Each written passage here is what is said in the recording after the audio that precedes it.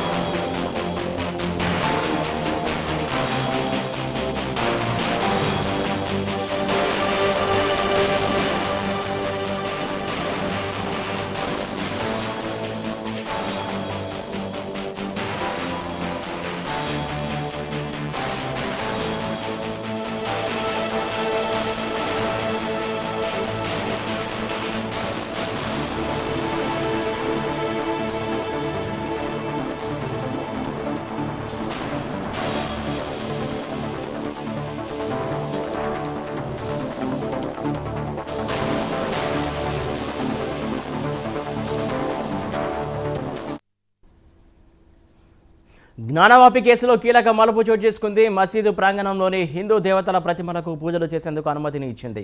ఈ మేరకు వారణాసి కోర్టు ఆదేశాలు జారీ చేసింది.